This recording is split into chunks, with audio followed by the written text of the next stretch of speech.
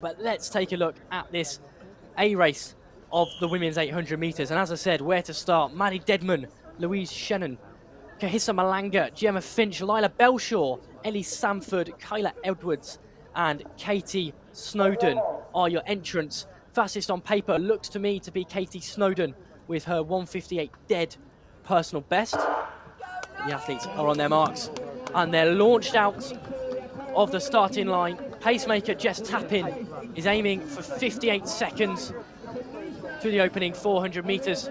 Now, she's a 400 metre runner usually, I believe, so great to have those athletes stepping in to help out some of their colleagues across the different distances.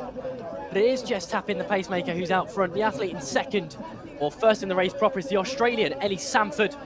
2:01 she ran last week over in Italy, where she finished fourth, and she's happy to take up the front running early on in this one.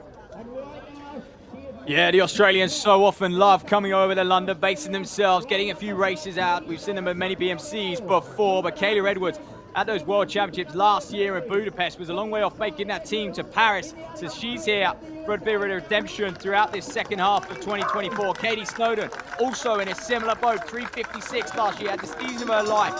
Came out and said that didn't feel like she had much support after having such a great season. Missed out on Paris. So she's here. What can she do? Look at them through 400 as well. They're all on course at this stage. It looks a little bit cagey for me, Harrison. Expect this to really rock and roll over this final 300 metres or so.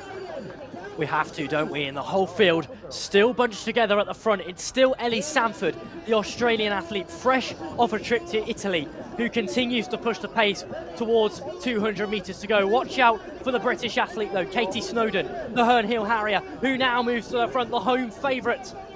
We mentioned that at the European Championships in Rome over 1,500 metres, she was ninth. She's in fine form and she's opened up a gap at the front. This will really, really please the home London crowd if she can hold on to this one. Katie Snowden enters the straight with the lead. They're all piling up behind. Khahisa Mhlanga moves to the outside, one of the other British athletes. Challenge coming, though, from Louise Shannon, the Tokyo Olympian. But it's Katie Snowden who's out front. She surely is going to hold on and win this one. There it is. Katie Snowden crosses first. Mhlanga takes second.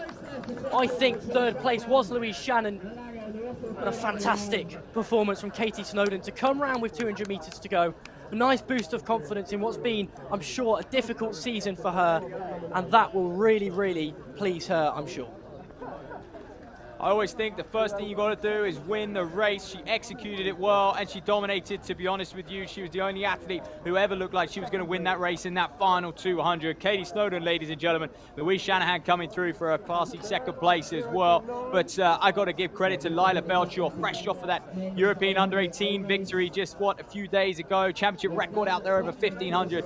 She's smashed her personal best, or I think she has at least 2:04.99, her lifetime best coming into this. I think she's gone and run, well, very, very close to sort of 2:01, 2:02, to be honest with you. We'll see. We'll get those official results for you. But let's take a little look at this replay then. Belshaw, by the way, the athlete I'm talking about in the green vest, the youngster, was a very assured performance. And hey, when you're a European champion, you're full of confidence. She was a late entry into this one, getting bumped up from that B race. But here you are in Snowden. I mean, Kaela Edwards, strong run from her, but just lacking that finesse over that final 100. That's what cost her at the US Championships, knocked out in the semi-finals there.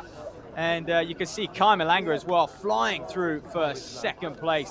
She's another one who had a fantastic 2023 and just had her ups and downs, trying to replicate that sort of form in 2024. But hey, it starts now. Plenty of running left of the season as well, Harrison.